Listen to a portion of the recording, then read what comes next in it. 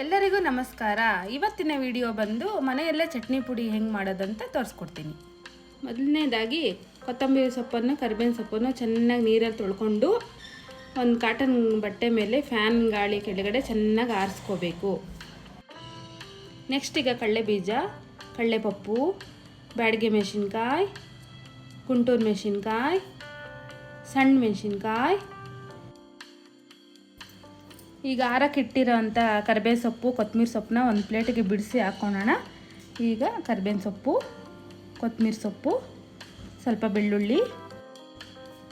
ಈಗ ಈ ಎಲ್ಲ ಪದಾರ್ಥಗಳನ್ನು ಸಣ್ಣ ಉರಿಯಲ್ಲಿ ಒಂದು ಹದವಾಗಿ ಹುರ್ಕೊಳ್ಳೋಣ.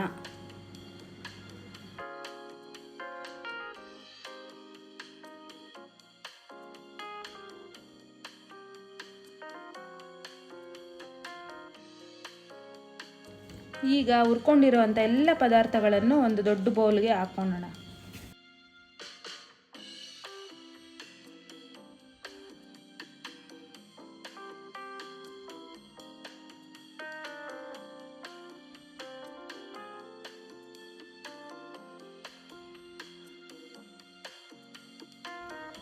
ಈಗ ಸ್ವಲ್ಪ ಹುಣಸೆ ಹಣ್ಣು ಕೂಡ ಹಾಕ್ಕೊಳ್ಳೋಣ. ಹಾಗೆಯೇ ಸ್ವಲ್ಪ ಬೆಲ್ಲವನ್ನು ಹಾಕ್ಕೊಳ್ಳೋಣ ಟೇಸ್ಟ್ಗೋಸ್ಕರ.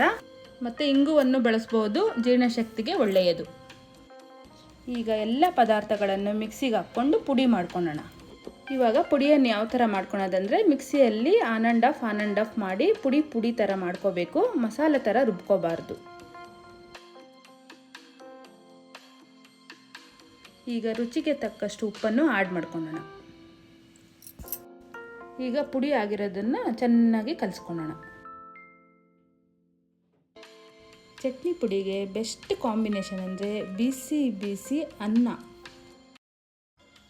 ಬಿಸಿ ಬಿಸಿ ಅನ್ನ ಮಾಡಿ ತಟ್ಟೆಯಲ್ಲಿ ಹಾಕ್ಕೊಂಡು ಅನ್ನದ ಮೇಲೆ ಚಟ್ನಿ ಪುಡಿ ಉದುರಿಸ್ಕೊಂಡು ಅದ್ರ ಮೇಲೆ ಸ್ವಲ್ಪ ತುಪ್ಪ ಹಾಕ್ಕೊಂಡು ತಿಂತಾ ಇದ್ದರೆ ಆಹಾ, ನಮ್ಮ ಮನೆಯ ಚಟ್ನಿ ಪುಡಿ ಸಿದ್ಧ.